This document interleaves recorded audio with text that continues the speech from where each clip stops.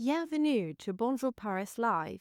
Our online event series, free for Bonjour Paris members, offers expert lectures, discovery talks, and conversations about la vie française. In between your trips to France, we're here to inspire you. Bonjour Paris has been online since 1995, almost as old as the internet itself. Our website is packed with interesting articles about the culture and history of Paris. And now, thanks to the support of our growing membership base, we're able to showcase new offerings like video and online talks. For details about all the benefits of Bonjour Paris membership, visit our membership page on our website. Enjoy today's presentation and à bientôt!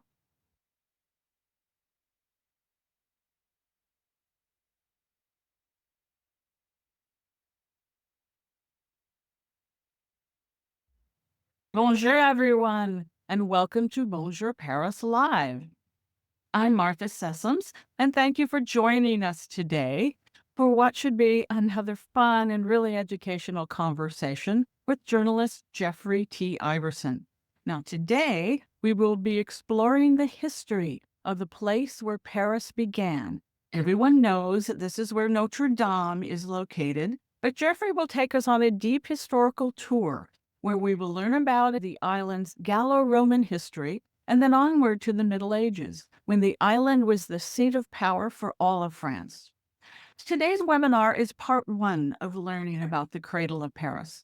Jeffrey will continue exploring the island with part two on November 3rd, which will explore the current times. Listening to both webinars will bring to light that the Ile de la Cité is one of the best places to experience that complementary blend of old Paris and new Paris.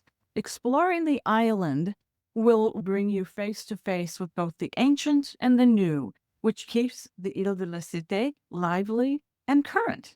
Now, I would like to ask Jeffrey to join us. Hello, Jeffrey. Hi, Martha. How are you? Good. Thank you so much for that really lovely introduction. You're really encapsulated what this place is all about. It's one of my favorite places in Paris. My husband and I have had an apartment on the Ile de la Cité for 24 years. Therefore, one of my favorite places. And we've seen plenty of that blending of old and new, which has brought a real energy and modern feel to a very ancient island. Okay, so before we start, let me provide some information about Jeffrey for anyone who's not familiar with his work. Jeffrey is a graduate of NYU Institute of French Studies and School of Journalism and has lived in Paris since 2000. His stories of chefs, winemakers, and artists have appeared in many publications like France Today, Time Magazine, Centurion, and Departures magazines. France Media has compiled a selection of Jeffrey's best articles into a special edition called Discover Paris, available with a 30% discount for Bonjour Paris members on that France Media online shop. So it's a great magazine. Please take a look at it and purchase it. So with that, Jeffrey, let's start our discovery of the Cradle of Paris, part one. So Thank you so much. All yours. Bonjour, everyone. Yeah, thank you again for joining us. It is indeed a pleasure to step back in history with you and rediscover the island which truly was the cradle of Paris. Encapsulates more than 2,000 years of French history. So obviously, we won't be telling all of that today, but instead we'll really be doing a history in streets and stones today, with stories of the many places and monuments that you can still see and visit and touch today. So let's get started. If you're a Paris lover like me, and I'm pretty sure you are, then you probably explored all over the left bank and the right to try to find streets that feel quintessentially Parisian. Streets with historic buildings and shops like you find nowhere else in the world. Many Paris lovers would never imagine that these kinds of colorful walkways still exist on the island where the city was born. Many people avoid Ile de la Cité, and for a while, myself included, because they associate it with mobs of summer tourists and souvenir peddlers in front of the Notre-Dame Cathedral. It's a place you kind of jump over and leave as quickly as you came. And that's a shame because there's another side to La Cité. It's a delightful place to explore, a place for tranquil quayside picnics, for engrossing history walks, for visits to centuries-old shops and ateliers, a place for enjoying French cuisine in transporting settings, and a place which embodies the way Paris has reinvented itself time and again for more than 2,000 years. All of this is what I discovered back in 2002 when I got a chance to do a profile for France Today magazine in the Parisian Walkways column, which I wrote for France Today from 2014 to 2022. I profiled 40 different streets across the city. My profile was the final article I wrote for that column. It was a chance for me to rediscover the place where Paris began. It's hard to fathom just how much Paris has grown over the last 2 millennium. Just imagine that this city, which counts 10.5 million people with its surrounding suburbs, was at one time confined to this small 55-acre island in the middle of the Seine River. To start your exploration, hop off the metro here at the Cité stop and head down past the Hôtel Dieu Hospital to the place where all the streets of France began. To find it, head over to the Parvis de Notre-Dame, which is the vast square in front of the Paris's 850-year-old cathedral. And most people who arrive on this square will naturally be looking up. But if you look downwards, you may notice a strange brass star embedded in the stones and the words Point Zéro des routes de France. This is where France begins. It's the point from which distances are calculated between Paris and every part of the country. It also marks the place where Paris was born. It was just meters from here in the early 1700s that a remarkable discovery was made while workers were digging out a new crypt beneath the nave of the cathedral. They struck upon a trove of ancient artifacts, including large blocks sculpted with images and words in Latin. And it soon became clear just how ancient these blocks were, because the inscription on one of them refers to the emperor who ruled Rome between 14 and 37 AD. It read, "To Tiberius Caesar Augustus, to Jupiter, so good and so great, the mariners of Parisi have erected this monument." What they discovered were the remnants of the oldest monument in Paris, a stone pillar more than 5 meters tall, created by the Shipowners Guild of a city that at this point was little more than 60 years old. Because it was just around 60 years earlier, in 52 BC, that the Romans conquered the Parisi, this Gallic tribe whose village was situated on the River Seine, just west of here, where the suburb of Nanterre sits today. The Romans razed that village to the ground, but as a base for their legions to keep watch over this rebellious new province, they founded a city on this all but unpopulated island, which they named Lutetia Parisior, or Lutece of the Parisi. In discovering the Pilier des Nautes, or the Pillar of the Boatmen, Parisians were touching stones that dated back to the very founding of their civilization. The pillar isn't only decorated with Roman gods like Vulcan, god of fire, and Jupiter, god of sky and thunder. On the same pillar, they found images of non-Roman divinities, Gallic gods like Smertrios, god of war, and even the horned god Cernunnos, the god of beasts and wild places, mediator between man and nature. So Just decades after Lutece was founded, it had already become much more than just an outpost for Roman legions. It had become a cultural melting pot.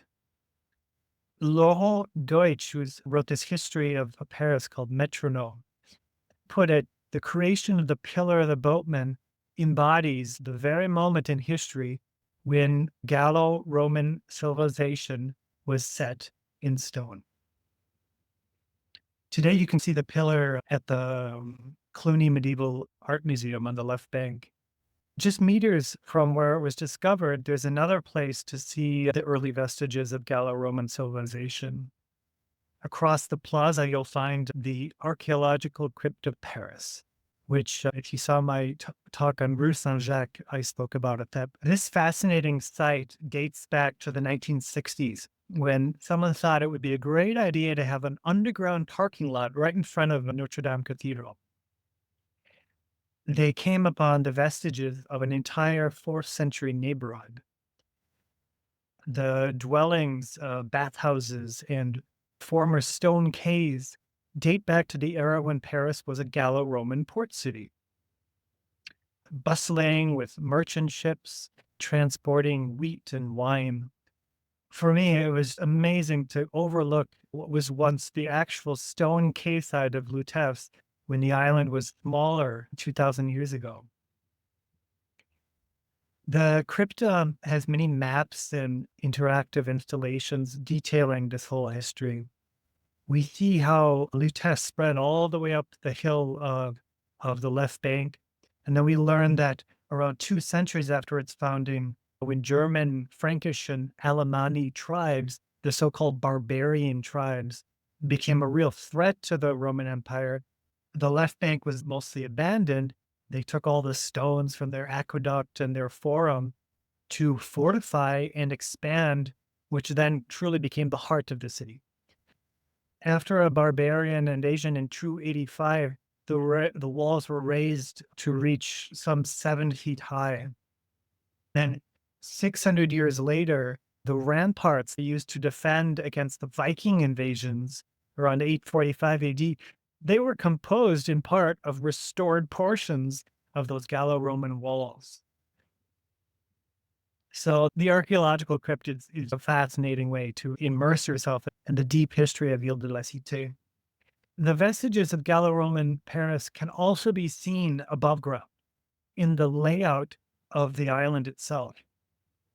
As Laurent Deutsch put it in the Metronome, from the beginning, Ile de la Cité was oriented around the symbols of terrestrial power or terrestrial authority and heavenly power from east to west. So on the western half of the island, the Romans built a fortified palace from which to rule their province. And it was here in 508 AD that Clovis, the first king of the Franks, took the Roman governor's palace as his residence, effectively making Paris the capital of the land of the Franks. The palace became the seat of power for all French kings until the late 14th century, when Charles IV transformed it into the seat of French judicial power, the Conciergerie that we know today. When Lutetia was founded, the only structure present was a temple to Gallic gods on the eastern half of the island. This same sacred site was used for the first Roman temples, then for the first Christian chapels, and finally, in 1163, for the Cathedral of Notre-Dame. The church occupied most of this eastern portion of the island, situating the residence of its clergy there and the church-run hospital, hotel, and all in a neighborhood immediately surrounding the Notre-Dame Cathedral. So from the beginning, Ile de la Cité was a seat of power, both political and spiritual. And when we visit these two great monuments today, Notre-Dame and the Conciergerie, there is a special awe we feel.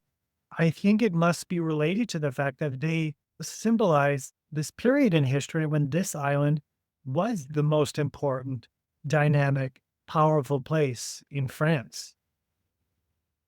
The Conciergerie is a UNESCO World Heritage Site, and it's easy to understand why. It's a stunning site sitting on the Seine. The first thing you see if you approach it from across the Seine is its northeastern tower, known as the Tour de l'Horloge, which has overlooked the Seine since the 14th century. The tower is a richly decorative clock, was the first public clock in Paris. It was gifted to Parisians by Charles V in 1371 at a time when most of the world was still using sundials to tell time.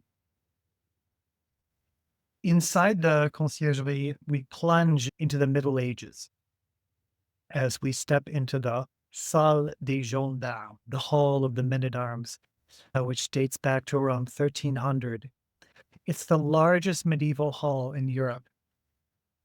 If you visit, I would say be sure to grab one of their histopads, which are not things that I've always cared for particularly, but in this case, I really feel like they allow you to digitally travel, to bring to life the palace as it was during the Middle Ages, with its rowdy banquet tables and roaring fires.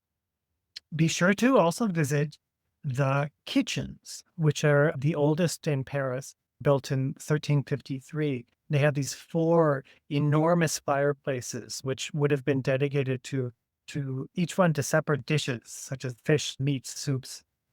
It was in this very kitchen that France's first celebrity chef, Guillaume Tirel, prepared one of history's most famous banquets.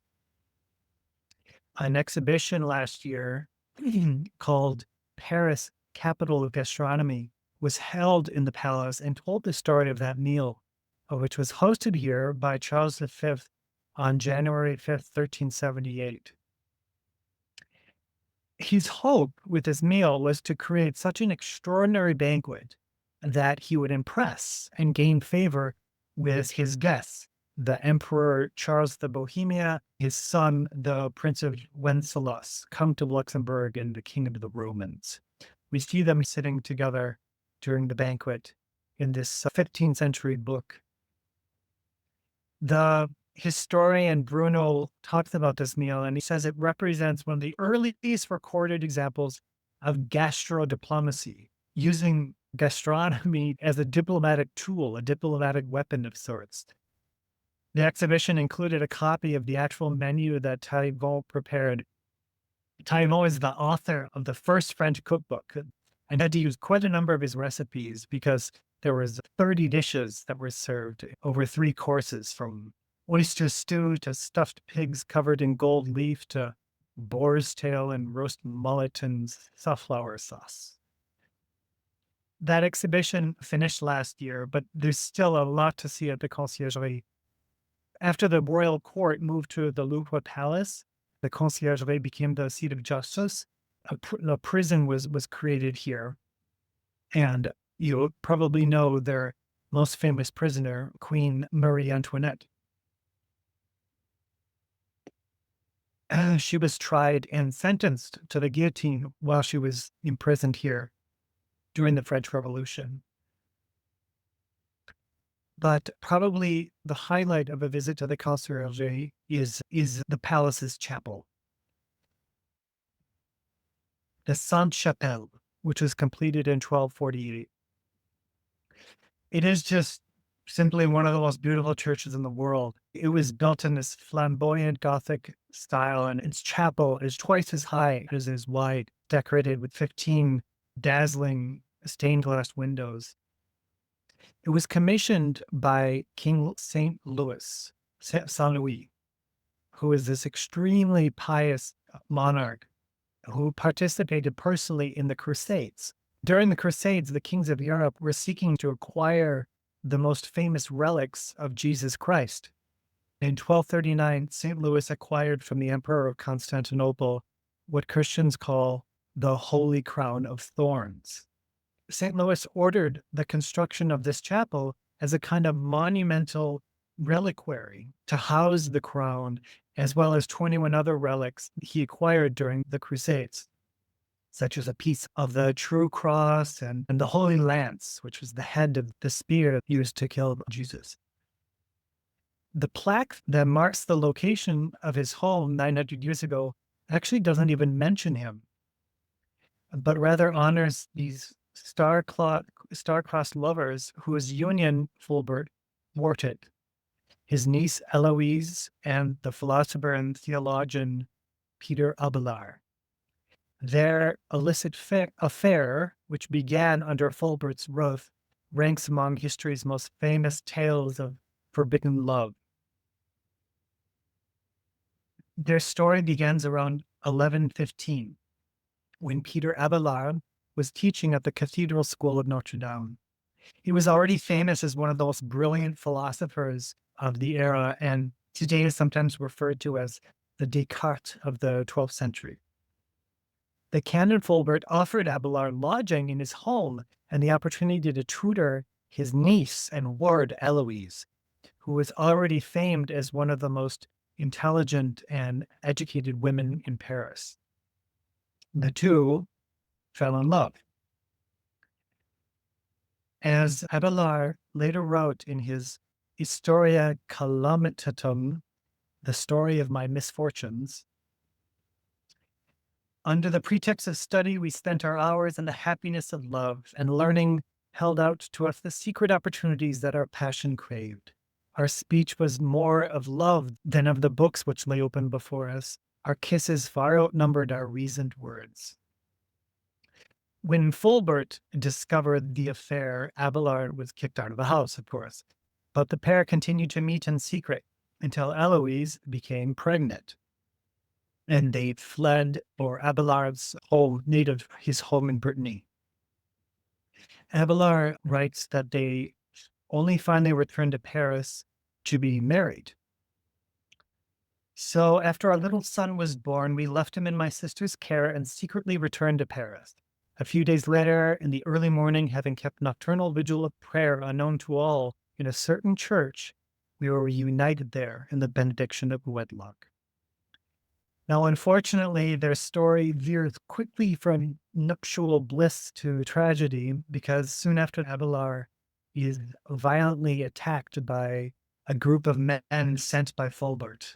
He is castrated, retreats in shame to a monastery, and convinces Héloïse to join a nunnery.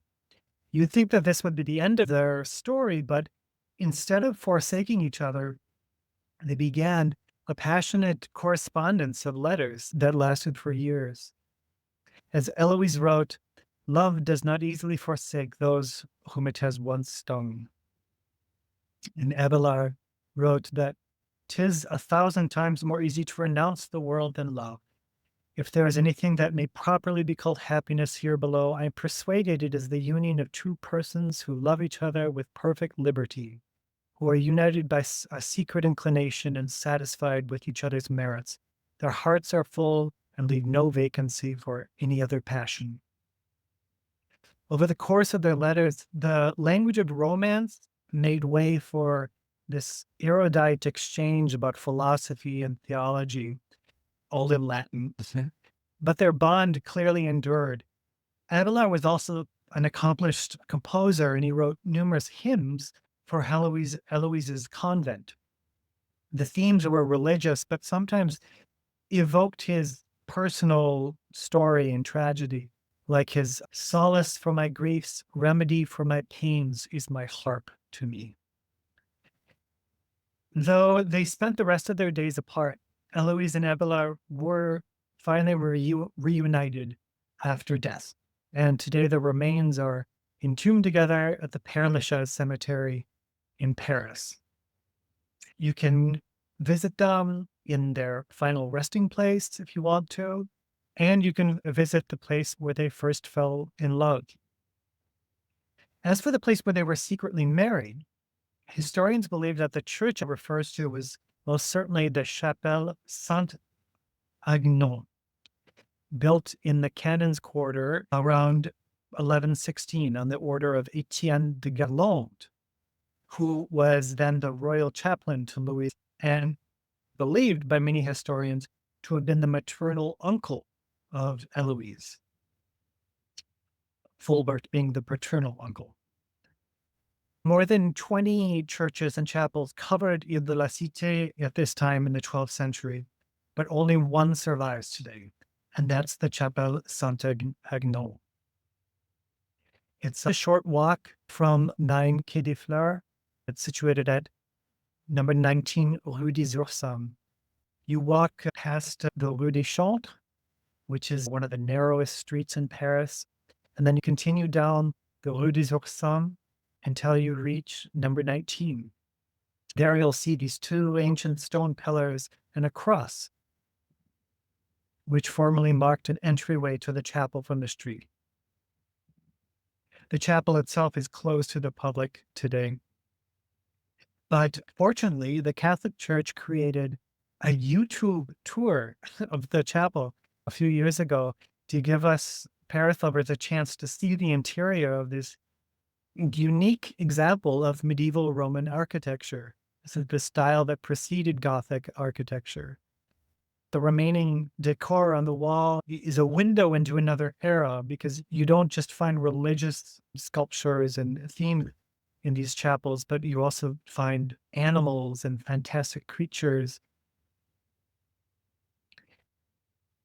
If walking in the footsteps of Héloïse Abélard puts you in the mood for love, then you'll like another romance story that's commemorated just around the corner from Saint-Agnon on the ancient street of Rue de la Colombe.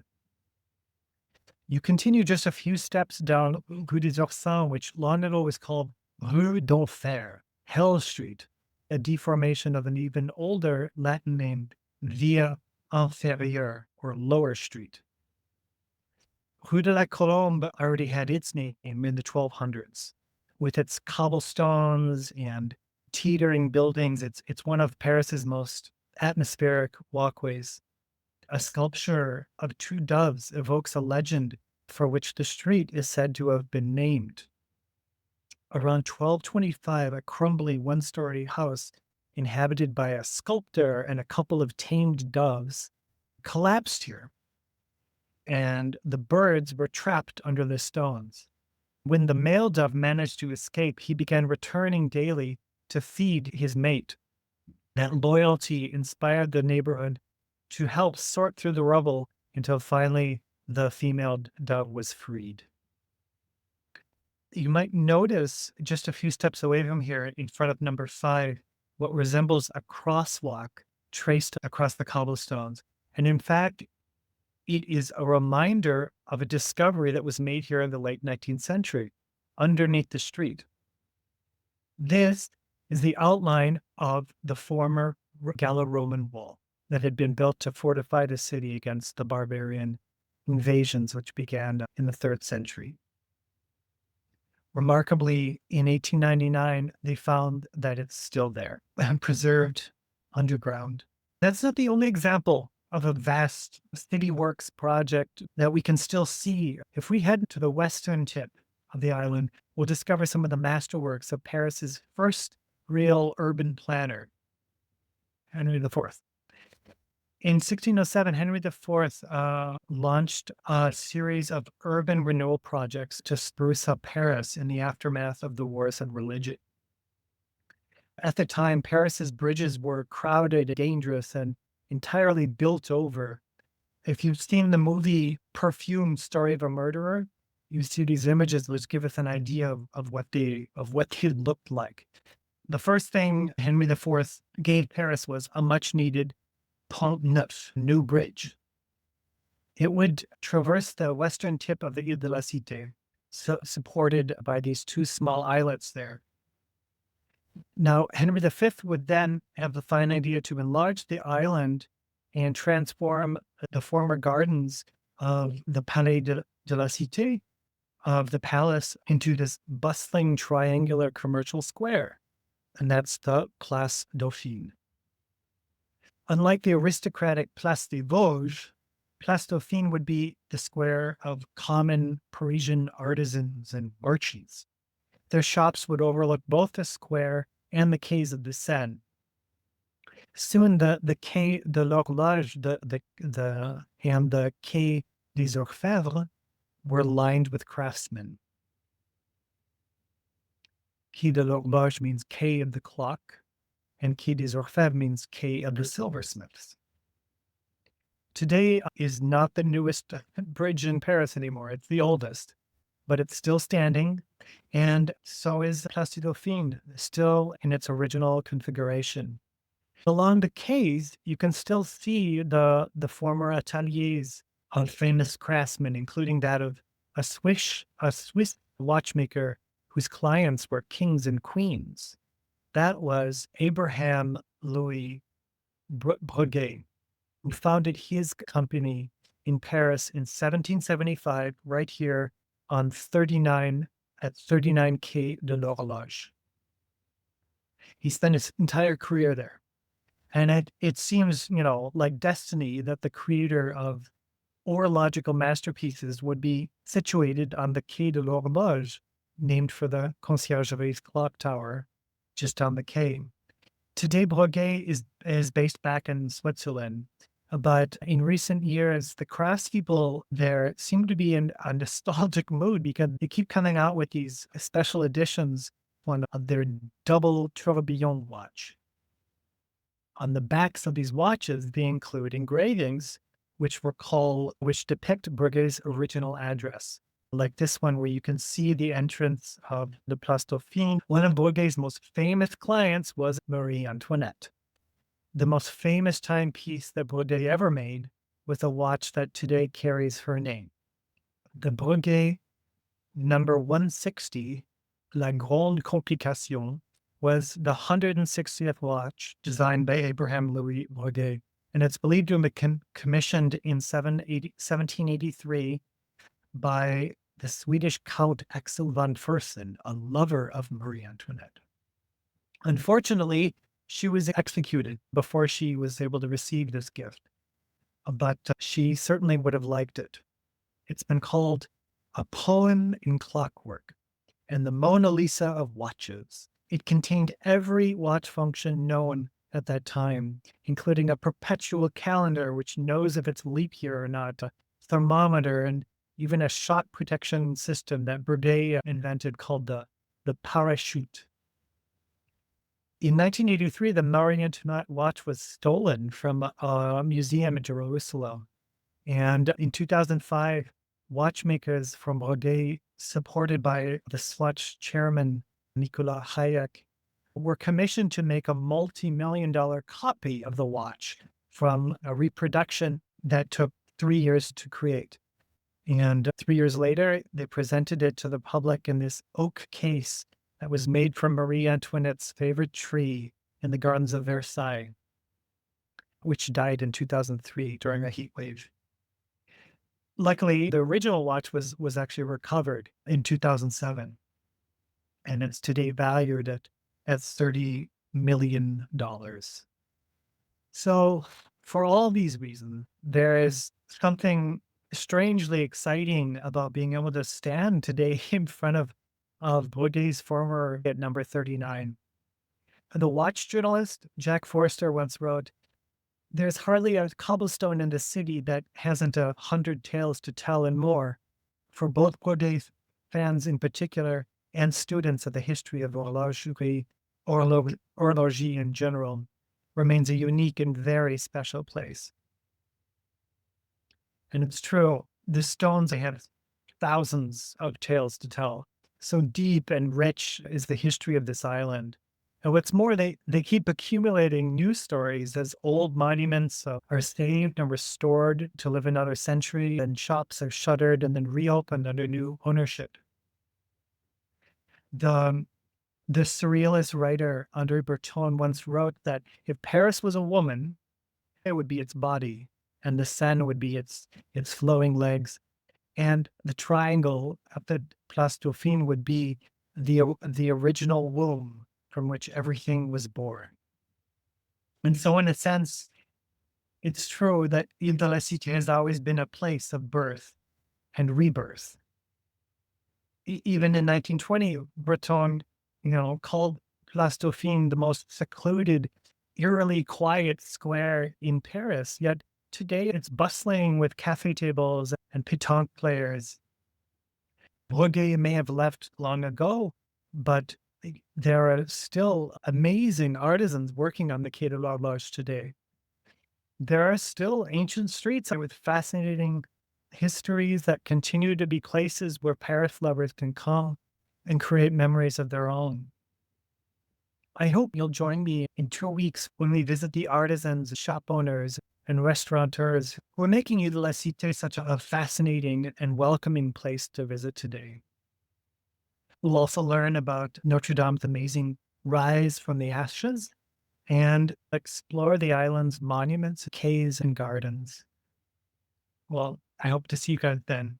Thanks. Thank you very much. Wow, that was great, Jeffrey. Thank you so much for an amazing review of the history of this island.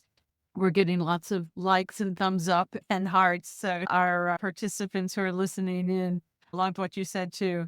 Jeffrey, thank you so much for this wonderful part one. I'm looking forward to part two and what's going on with that, because there's this great blend of old and new that makes this island pretty exciting. So, and I want to remind everyone that you can rewatch today's event on Bonjour Paris Live website, plus any of our other webinars, including Jeffrey's past presentations, and also Jeffrey posts on Instagram. It's under the name of Jeffrey T. Iverson, so check him out there. Jeffrey will be returning to Bonjour Paris Live for the exploration of the modern day, called The Cradle of Paris Part 2. Check it out. I want to talk a little bit about the upcoming events, perfect for Halloween.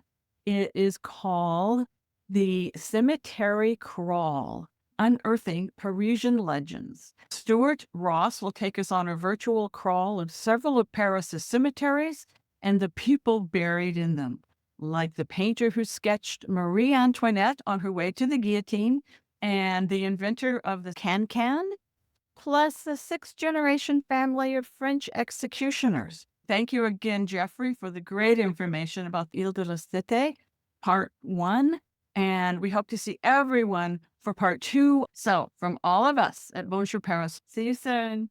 Bye-bye. Thank you.